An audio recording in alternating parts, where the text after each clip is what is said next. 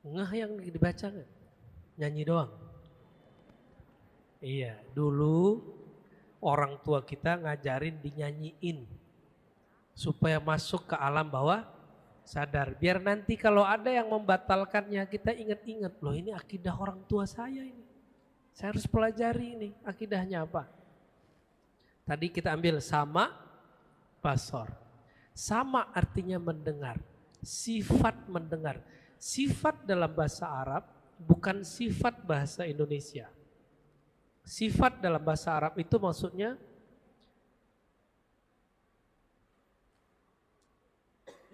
kemampuan yang ada pada zat, tapi dia bukan di zatnya. Jadi zat nih, saya contohnya Ar-Razi. Ar-Razi ini tubuhnya. Lalu saya membaca. Kemampuan membaca itu kudrah. Ada yang nggak bisa baca kitab ya kan? Bener. Ini separuh lebih nggak bisa baca kitab. Kecuali kitab Al-Quran. Ya. Kudrat, kemampuan membaca itu ada pada saya, nggak ada pada antum. Tapi bukan berarti yang tidak bisa baca zatnya kurang. Antum tetap utuh kan? Nah, paham? Nah, ini namanya atribut kalau dalam bahasa Inggris. Allah itu mendengar dengan sama, bukan dengan zat. Paham nggak paham? Paham aja ya. Karena ada bahayanya. Kalau yasma' bizatihi, mendengar dengan zat, mendengar dengan sama, itu lain. Coba dengarkan hadis ini. Apa kata Allah? Apabila aku telah mencintai hambaku, kuntu, aku menjadi samanya pendengarannya, dia mendengar denganku. Jika seperti ajaran Mu'tazilah, mendengar dengan zat, maka benarlah kata orang bersatu dengan Tuhan. Wali-wali Allah bersatu dengan Tuhan. Mungkinkah makhluk bersatu dengan Khalik? Enggak mungkin. Akidah Ahlussunnah mengajarkan kuntu sam'ahu alladzi yasma'u bih. Bahwa Allah mendengar dengan sama bukan dengan zat. Sehingga jika wali-walinya diambil oleh Allah, dirubah cara mendengarnya. Tadi dengar pakai telinga ini, sekarang mendengar dengan sama Allah. Dia tetap hamba. Dia tidak menjadi Tuhan. Sehingga ajaran Syekh Siti Jenar enggak disalahpahami. Ajaran Al-Hallaj tidak salah pahami. Kalau di Kalimantan ada namanya Tuan Haji Abulung. Ya. Syekh Abulung, Datuk Abulung, Syekh Abdul Hamid, sama ada Hallaj. Paham di situ? Sifat pertama yang kita baca apa? Wujud. Wujud itu sifat, bukan zat. Walaupun itu sifat zat. Ya, baik. Wala syai'a mithluh. Ya. Wahidun la syarikalah itu wujud, qidam, baqa, khalafatul hal. Nanti diurai lagi di bawahnya. Wala syai'a mithluh. Tidak ada yang serupa dengan Allah, baik sifatnya ataupun zatnya, perbuatannya, namanya. Kalaupun ada nama yang sama, itu cuma ibaratnya, isinya lain.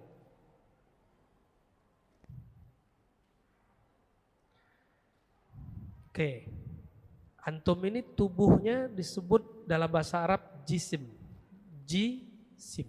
Oke, diingat-ingat ini istilah bahasa kitanya benda. Benda itu ada yang kasar, ada yang halus. Dalam bahasa Arab disebut jisim kasif, kasar. Contohnya tubuh kita, ini meja, masjid, batu, semua disebut jisim, benda kasar. Coba udara kelihatan nggak? Berasa?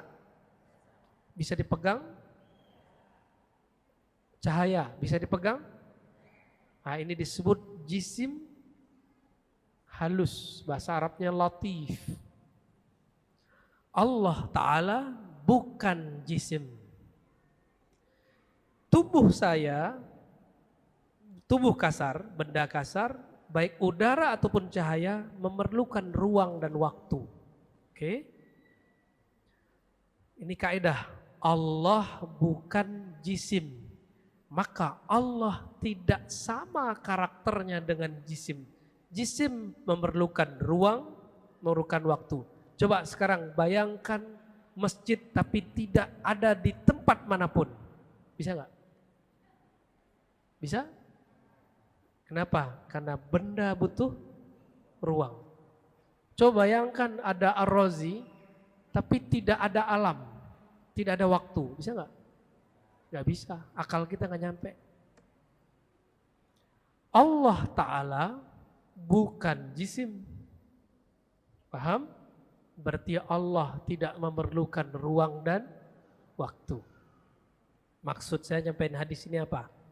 Kalau antum sudah paham bab ini, silakan katakan Tuhan di langit, Tuhan turun ke bumi, terserah katakan apa saja. Karena dia tidak memerlukan langit dan bumi. Maka kalau disebut bersemayam di atas aras, dia tidak menempati aras. Karena dia bukan benda. Cuma kalau nggak paham bab ini, sebaiknya hindari kata-kata dia yang di atas. Dia yang bersemayam, kalau belum paham. Sudah paham? Jadi kalau ada ayat Allah bersemayam di atas aras, aras itu benda bukan? Benda, dalilnya apa? Wa huwa rabbul arsyil azim, akhir surat Taubah. Dialah pencipta aras yang agung. Aras dicipta. Jadi gak usah dibayang-bayangkan Allah duduk di atas aras. Kalau ada yang duduk di atas aras makhluk, Allah gak perlu duduk.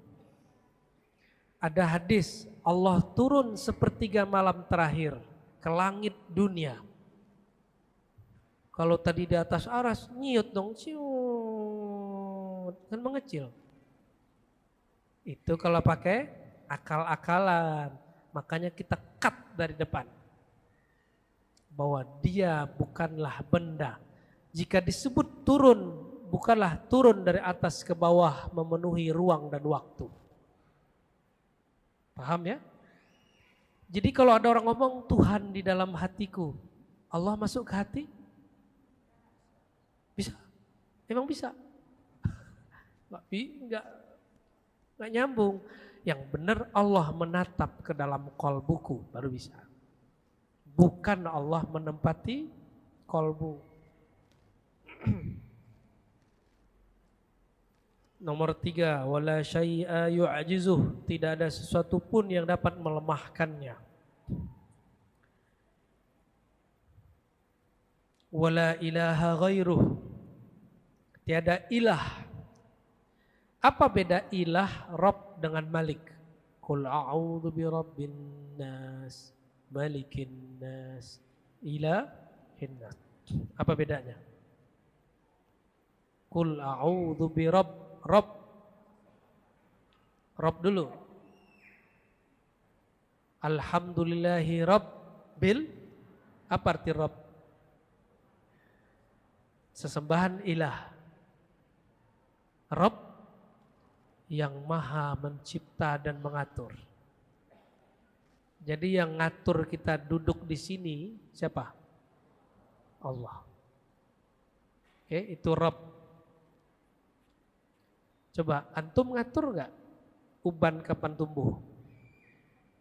Enggak. Darah ngalir mana aja? Ngatur nggak? Jerawat, ada yang masih jerawatan? Tumbuh nggak tumbuh? Itu siapa yang ngatur? Rabb. Coba ngomong ke dalam diri, wahai uban, jangan tumbuh duluan. Bisa nggak? Ternyata saya dan kita semua tidak sanggup mengatur diri sendiri. Maka kita ini bukanlah Rabb. Kita ini marbub, hamba yang diatur oleh Allah Subhanahu wa ta'ala. Bapak umur berapa? 52. Udah mulai ubanan ya? Ya, pengennya muda terus kan 25. Pengennya. Kita nggak sanggup menahan arus umur. Karena Allah mengatakan anad dahar, Akulah yang mengendalikan waktu. Aku yang mengendalikan waktu, bukan kita. Mau disuntik botok nggak ngaruh, Pak. Qadimun. Nah, jadi ilah yang disembah, Malik yang berkuasa memiliki. Nama ini ada 3, tapi yang punya nama kok bisa? Bapak di rumah panggilannya Bapak apa Babeh? Bapak. Kalau di tempat kerja, Bapak juga, Bapak apa? Nah tuh, lain namanya kan? Kalau di kampung dulu, masih kecil, dipanggilnya apa? Ya, panggil Tong. Ya. Di sekolah kita dipanggil dengan nama. Di rumah kalau suami, istri, panggilannya sudah beda. Orangnya satu. Kalau Bapak punya pekerjaan lebih dari 1, jabatannya lebih dari 2, nama jabatannya berlainan tapi orangnya 1. Maka ilah, Rabb, Malik itu nama jabatan Allah. Nama jabatan Allah. Allah Subhanahu wa ta'ala. Jadi jabatannya banyak. Jadi yang banyak-banyak jabatan lagi niru-niru Tuhan tuh ya. Qadimun bila ibtida'in, nomor 5. Dia maha qadim, maha awal tanpa permulaan. Daimun bila intiha, maha abadi tanpa akhir. Di sifat 20, Allah wujud, qidam, baqa. Nah, coba dibuka halaman yang 10.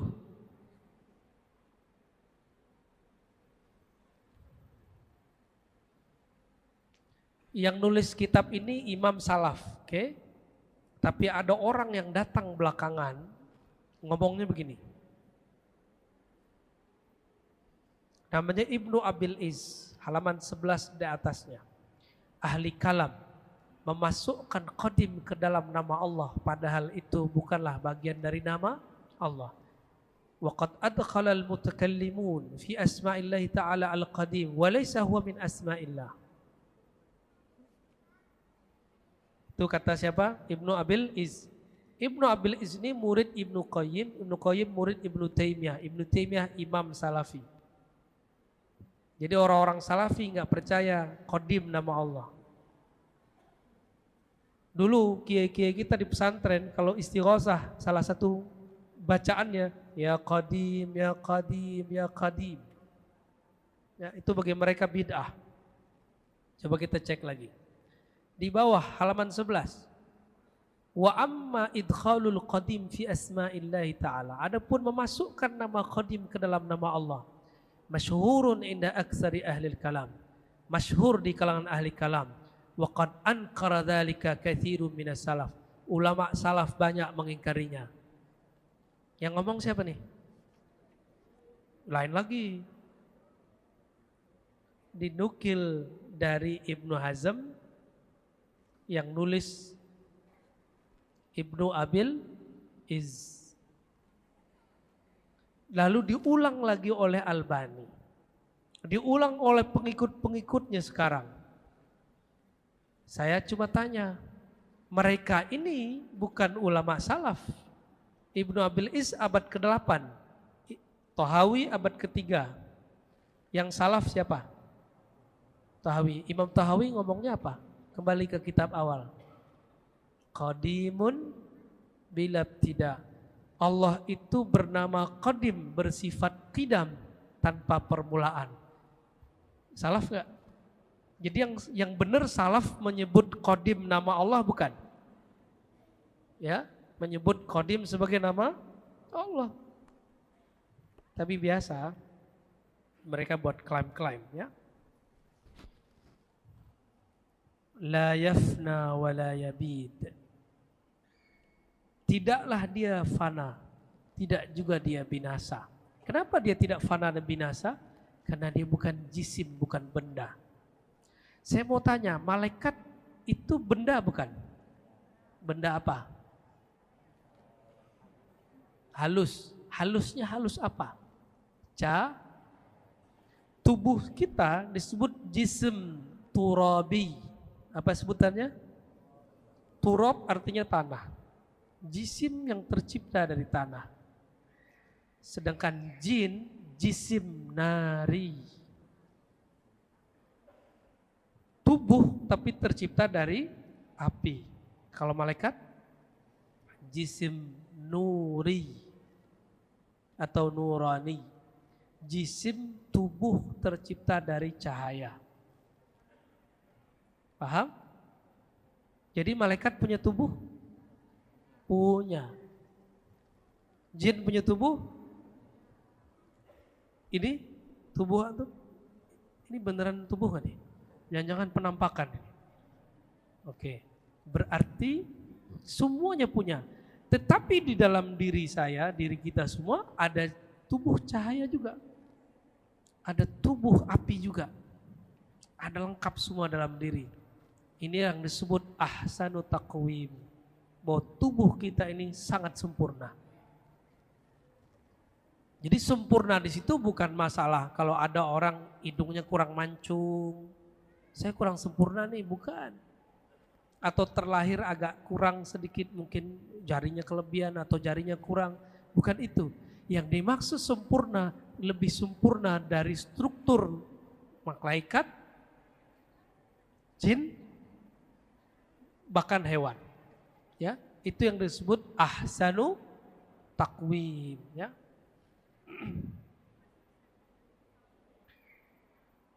Karena Allah bukan tubuh cahaya, bukan tubuh api, bukan tubuh tanah, maka dia tidak pernah yafna wala yabid, tidak akan pernah binasa dan rusak. Ya, jadi yang rusak itu siapa? Dia malaikat bisa rusak? Bisa. Jin bisa rusak? Bisa. Orang tengkar sama jin mati, jin bisa. Karena jin itu panjang-panjang umurnya.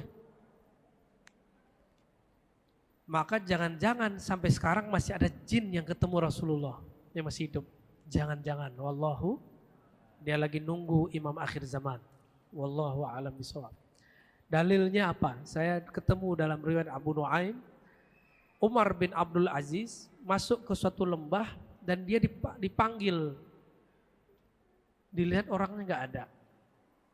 Tahu-tahu orang itu datang, tapi nggak kelihatan juga. Apa kata dia? Saya adalah jin yang dulu menemani Isa alaihissalam. Tuh, Umar bin Abdul Aziz. Jin zaman Nabi Isa masih ada zaman Umar bin Aziz. Berarti umurnya sudah 600-an tahun. Jadi ada jin berumur 1000 dan hari ini ikut ngaji. Ada yang ikut ngaji, Pak? Tapi nggak usah antum pelototin ya.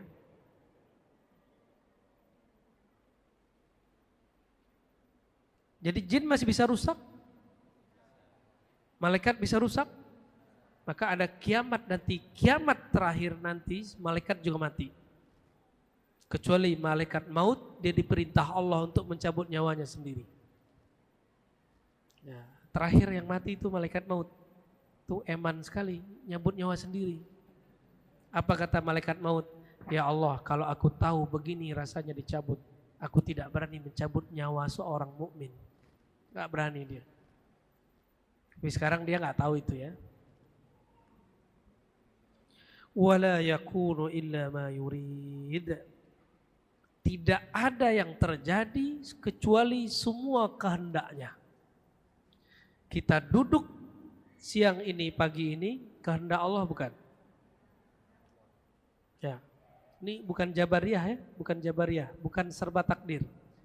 Kita taat kehendak Allah, kita maksiat pun kehendak Allah. Cuma antum harus beradab. Kalau bermaksiat jangan bilang ya Allah ini kehendakmu. Itu su'ul adab. Gak boleh. Itu zindik.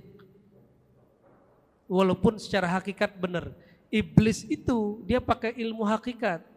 Benar, tapi dia su'ul adab, maka dia zindik. Iblis itu disebut iblis Iblis sebutan untuk jin yang dulu kemudian berpangkat malaikat. Sedangkan manusia disebut zindik. Sama artinya, jauh dari kebenaran. Al-ba'id anil haq, yang jauh dari kebenaran. Wala yakunu illa ma yurid. Jadi apapun yang terjadi pasti izin Allah. Kalau ada di alam semesta ini sesuatu terjadi selain izin Allah, berarti ada Tuhan selain Allah. Disinilah terjebaknya kelompok Mu'tazilah dan kelompok sok-sok liberal hari ini. Apa kata mereka? Oh, maksiat itu bukan Allah kehendak. Pengen mensucikan Allah tapi salah kamar. Kata mereka, Allah hanya menghendaki kebaikan. Coba, Allah hanya baik-baik. Kalau antum menghendaki baik dan buruk, berarti kehendak antum lebih banyak dari kehendak Allah. Ya, benar. Nih, saya ulang lagi nih. Kata kelompok Mu'tazilah dan semi-semi liberal sekarang, begitu juga kelompok Syiah Itsna Asyariyah mengajarkan bahwa Allah hanya menghendaki kebaikan.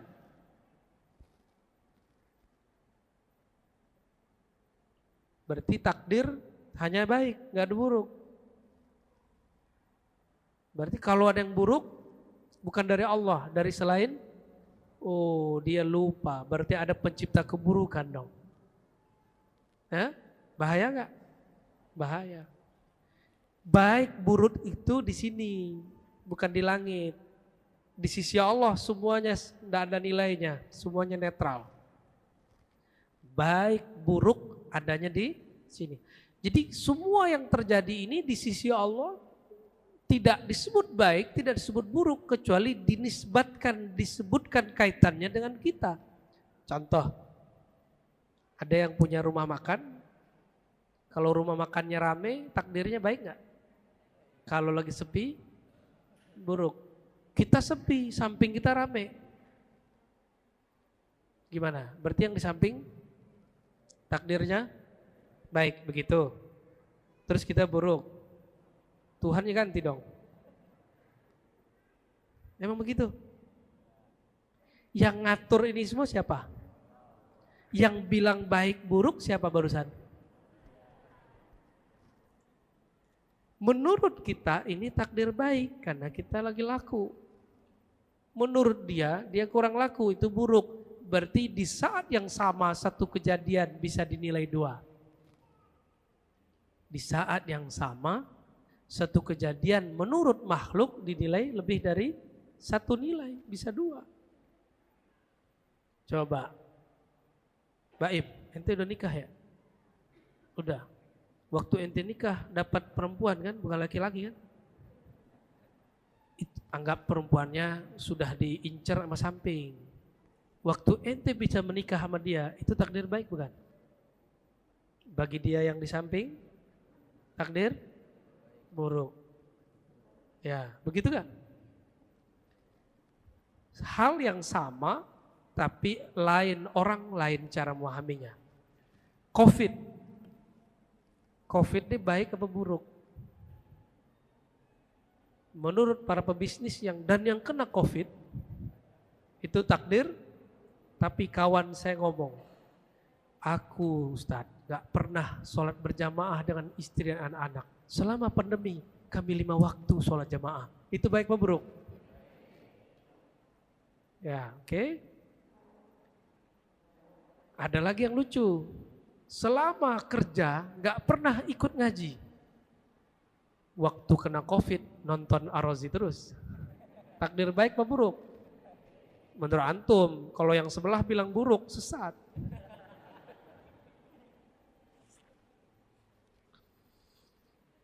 Yang punya alam ini siapa? Suka-suka dia dong. Bukan suka-suka kita. Yang disebut meridhoi takdir, terima baik atau buruk menurut kita. Udah pernah mengalami takdir terburuk belum? Bisa gak memahaminya bahwa itu tetap baik? Berat loh ya, berat sekali.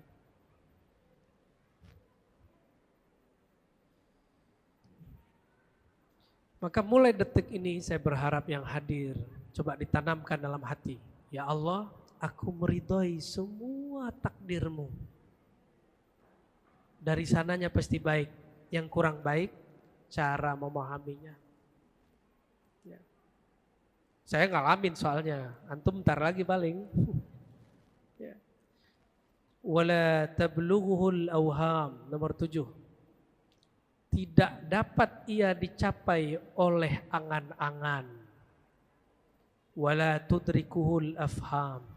Tidak dapat dicapai oleh pemahaman. Maka Allah tidak boleh dipikir-pikirkan. Cukup sebut namanya, rasakan saja sensasinya. Tidak usah dibayang-bayangin Allah itu di atas, Allah berwarna, Allah tidak di atas, tidak di bawah, tidak berwarna, tidak bertempat. Kenapa? Itu wilayah akal. Allah tidak dapat dicapai oleh akal. Bukan berarti nggak masuk akal. Nggak masuk akal, ada dua sekaligus Tuhan. Tuhan ada dua, itu nggak masuk akal. Tidak sampai oleh akal antum, bukan berarti nggak sampai oleh akalnya wali. Gak sampai di akalnya wali, bukan berarti gak sampai di akalnya nabi. Gak sampai di akalnya nabi, bukan berarti gak sampai di akalnya rasul.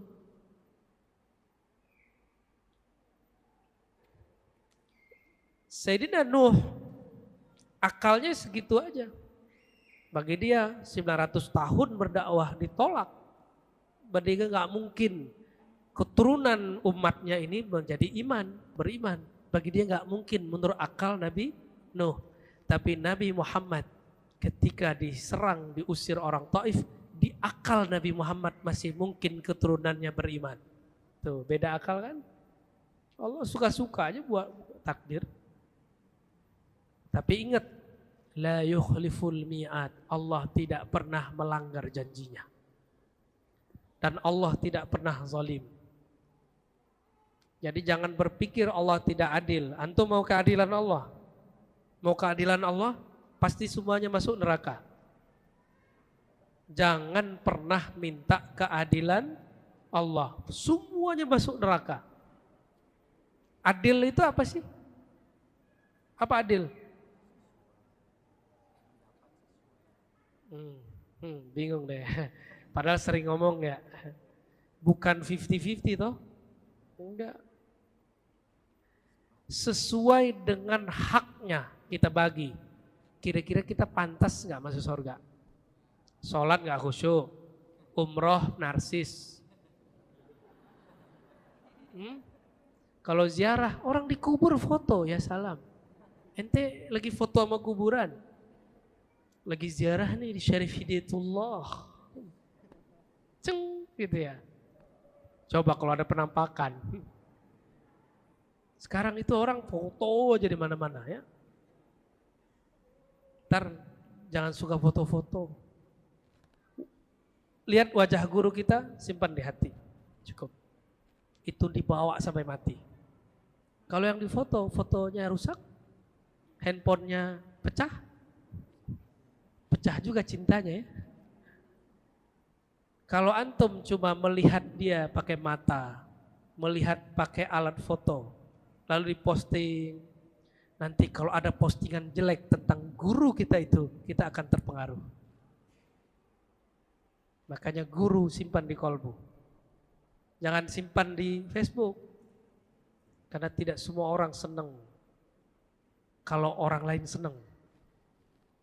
Ilmu itu nikmat gak? Kalau ada nikmat, ada yang hasad gak? Pasti ada yang hasad. Antum ikut daurah begini ada yang hasad. Gak ridho, ngaji sama saya itu pasti ada yang gak ridho.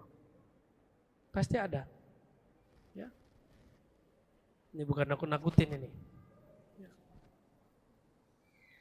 Jadi Allah tidak dapat dicapai dengan rasio apapun. Kenapa tidak sanggup? Otak yang kita punya umurnya berapa tahun? Berapa tahun umur otaknya, Mas? 27, seumur sama badan. Tambahin 9 bulan dong. Lupa dia udah pernah 9 bulan di perut. Korupsi ente. 27 tambah 9 bulan. 28 lah ya. Berarti otak ente baru 28 tahun. Allah sudah ada sebelum itu. Maka akal gak sanggup, otak gak sanggup membayangkan Allah. Gak usah deh bayangin Nabi Adam, bisa gak? Itu gak bisa, apalagi bayangin yang ciptain Nabi Adam. Wala yushbihuhul anam, tidak ada ciptaannya yang menyerupainya. Hayyun la yamut, dialah yang maha hidup. Qayyum la yanam, yang maha mengurusi makhluknya dan tidak pernah kelelahan. Coba panitia kecapean nggak? Ngos-ngosan ya? Ya, bener. Tanda orang kecapean ngantuk. Ngantuk. Bener? Nemenin saya, antum capek loh. Lihat aja samping saya. Tadi 5 menit langsung hilang. Saya maklumi, dia capek nemenin saya. Ya. Ada yang ngaji, matanya lihat tiba-tiba tawadhu. Kecapean. Dan obatnya capek cuma satu, istirahat. Dan Allah tidak pernah capek. La yamassuhu ta'bun wala nasabun. Allah tidak pernah lelah. Gak usah Allah deh. Di sorga itu orang kerjaannya kawin mulu dan gak ada capek. Udah kawin mas? Udah nikah? Belum? Ente belum tahu rasanya capek. Dunia, nikmatnya dunia capek. Puncaknya nikmat capek tidur. Tapi di akhirat gak ada capeknya. Sampai bosen sama bidadari. Bosen sudah, akhirnya bingung, ya Allah, udah bosen ya Allah. Engkau itu apa ya Allah? Lalu mereka carilah jalan menuju Allah. Ujung-ujungnya ngaji lagi, maka di sorga ente ngaji lagi ntar. Nyari ilmu cara ketemu Allah. Jadi enggak sembarangan ketemu Allah, mati ketemu Allah, enak amat. Kalau gitu saya mati sekarang aja. Enggak begitu. Orang mati ada yang dihadapinya, ketemu ini dulu, baru ketemu Allah. Ya. Ada yang mau mati sekarang? Orang yang bunuh diri dia kira masalah selesai. Di sono banyak masalah. Hayyun la yamut. Dialah yang maha hay. Orang yang zikir ya hayyu ya qayyum setiap hari 40 kali ba'da sholat, 200 sehari, Allah akan terbitkan cahaya di kolbunya selama 40 hari. Amalin ya. Khaliqun bila hajah. Dia mencipta tapi dia tidak memerlukan ciptaannya. Nah, ini menjelaskan makna ayat wa ma khalaqtul jinna wal insa illa liya'budun. Baca ayatnya coba. Wa ma sama-sama. Enggak hafal ya? Hafalan antum parah emang ya. Wa ma khalaqtul wal insa illa, ulangi, wa ma, tidak aku ciptakan jin manusia makhluk kecuali untuk menyembahku. Beberapa penulis kitab Tahawi mengira Allah bertujuan mencipta makhluk dengan tujuan tertentu dan itu kesesatan mereka. Allah mencipta tidak perlu ada hajat dan tujuan. Kalaupun tujuannya bukan untuk dirinya, tapi untuk si makhluk itu sendiri. Karena yang masih punya tujuan berarti belum sempurna. Yang berhajat berarti belum paripurna. Allah menciptakan kita, Allah nggak butuh sholat kita. Allah nggak butuh zikir. Jadi zikir antum itu nggak diperlukan Allah. Allah nggak butuh, nggak perlu. Jangan sok-sok dibutuhkan Allah. Ya. Udah nggak khusyuk, sok-sok dibutuhkan Allah lagi. Ya. Jadi Allah menciptakan makhluk untuk apa? Untuk si makhluk itu sendiri. Supaya si makhluk itu sempurna. Liya'budun, kesempurnaan makhluk ketika dia menyembah Allah dan mengenalnya. Liya'budun. Jadi li di situ untuk bukan berarti Allah bertujuan untuk dirinya, berhajat untuk zatnya. Tidak. Ya. Razikun bila mu'nah. Allah memberi rezeki tanpa berkurang, tanpa tertukar, tanpa tergantikan. Coba kita duduk deket-deketan begini, rezeki turun, ketukar nggak? Ketukar nggak? Nggak akan ketukar. Orang kembar, rezekinya ketukar nggak? Nggak bakal ketukar. Suami istri, istrinya lebih dari satu, ketukar nggak rezekinya? Enggak. Anak banyak, anaknya ini berebut makan, ketukar nggak rezekinya? Gak bakal ketukar. Antum kerja, sama-sama masuk, tugasnya sama dengan kawan, itu rezeki gak akan pernah ketukar. Jadi kalau kawan kita dipromosikan, kita belum, jangan bilang, kan gue yang kerja kok dia, itu protes ke takdir. Itu rusak, rukun iman ke-6-nya rusak. Ada lagi ustadz iri, kok dia viral saya tidak? Emang viral enak? Emang itu tujuan antum dakwah? Viralkan Allah, Allah viralkan kamu. Viralkan Sayyidina Muhammad, Allah viralkan kamu. Minimal di langit kalau nggak di bumi. Tapi nggak ada di Facebook, nggak ada di YouTube, adanya di alamul ghuyub. Jangan begitu sama orang. Itu semua takdir mereka dan nggak akan ketukar. Nggak akan ketukar. Maka jangan nafsu, pengen dapat rezeki ini, jabatan ini, pengen viral, enggak usah. Semuanya sudah ada jatahnya. Kita cuma jalanin, ngambil asbab. Usaha kita hanya sebatas asbab. Selebihnya Allah. Bahkan usaha itu sendiri bagian dari takdir. Semenjak dengar ini, masih bakal iri sama orang enggak? Jadi faedah memahami bab ini, antum gak akan iri lagi dengan siapapun. Ada mbak-mbak datang ke saya, dia curhat, pengen nikah sama si fulan. Tahu-tahu dia ambil sama temennya sendiri. Keluarlah satu lagu, apa lagunya? Nggak tahu deh lagunya apa.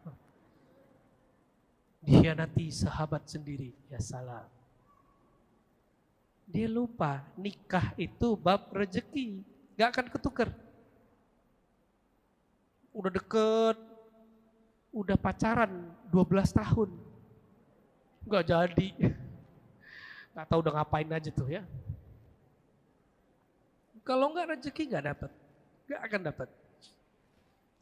Mumitun bila makhafah. Allah kalau mematikan nggak ada rasa takut. Kalau kita takut. Ba'ithun bila masyaqqah. Jika Allah nanti membangkitkan, mengembalikan hidup kita semua, maka Allah membangkitkan tanpa kesulitan. Gak perlu, bahannya sudah ada semua.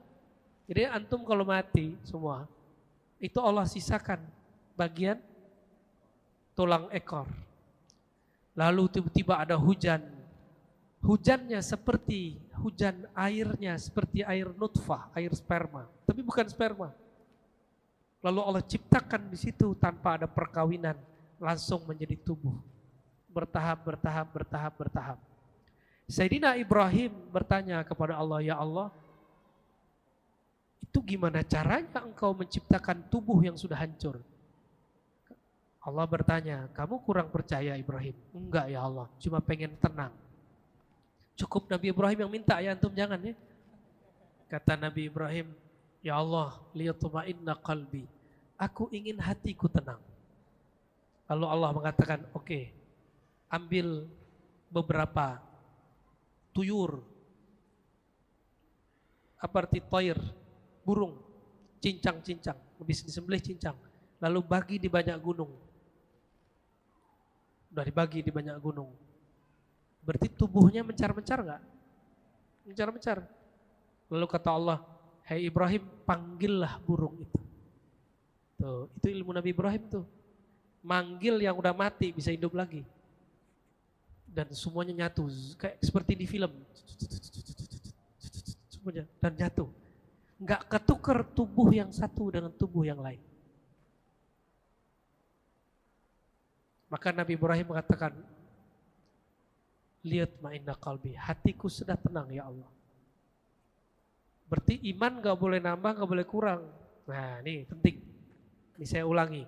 Iman itu terbagi dua, ada pokok, ada cabang. Tolong dibuat peta-petanya di kepala ya. Ada pokok, ada cabang. Bahasa Arabnya ada usul, ada furu. Usul pokok, furu cabang. Pokoknya iman tasdik fil qalb, membenarkan di dalam hati. Percaya.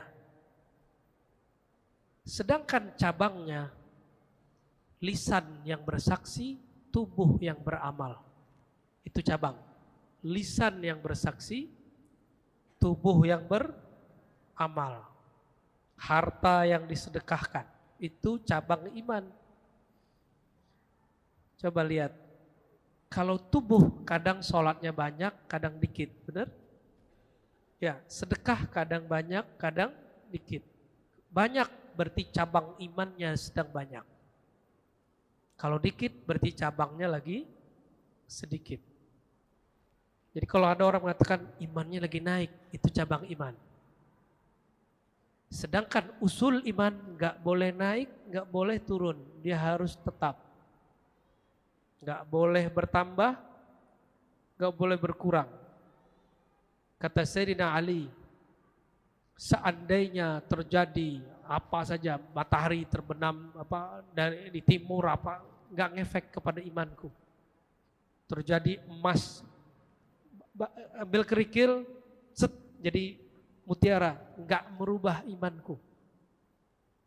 Karena iman nggak boleh nambah, nggak boleh kurang. Sudah punya iman yang begitu belum?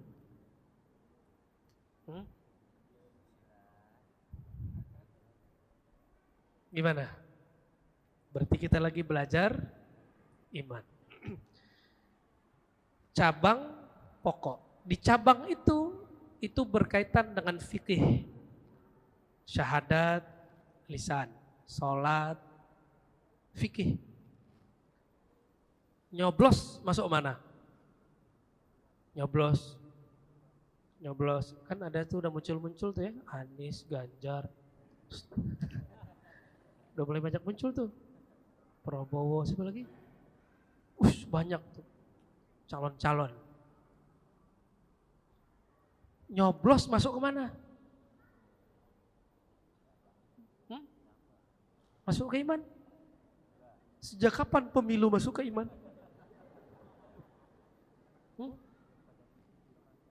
Sejak kapan pemilu masuk ke iman?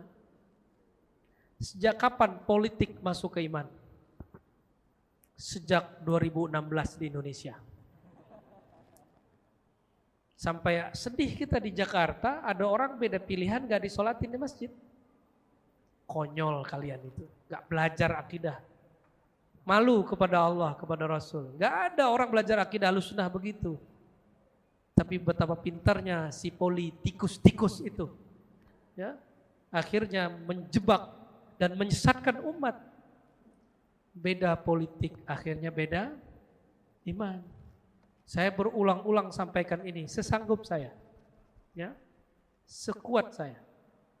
Dan saya gak anti orang politik, Pak. Barusan saya diundang istrinya Muhaimin, dianya hadir lagi. Sebelumnya ketemu juga orang Gerindra, sebelum ketemu orang P3, sebelum ketemu orang, gak ada masalah sama saya. Karena bagi saya politik bukan bagian dari iman. Yang mengajarkan iman politik itu satu, itu dua kelompok. Ingat, satu Khawarij, kelompok yang membunuh Sayyidina Ali. Yang kedua, kelompok yang berlebihan mencintai Ali, Syiah. Antum yang mana? Ntar lupa lagi 2024 ya. 2023 nih udah mulai panas nih. Sepakat? Yang ngaji akidah Ahlus Sunnah, jika nanti antum melihat ustadz beda dengan ustadz dalam masalah pilihan, berarti imannya tidak tambah, imannya masih sama. Kita debat boleh, debat politik, tapi jangan mempersoalkan iman di situ. Oke? Gimana? Tambah sesat gak? Tambah lega atau tambah sesat? Yang left dari grup selama 2016 sampai 2019. Oh, enggak jadi deh. Ntar jadi panas lagi.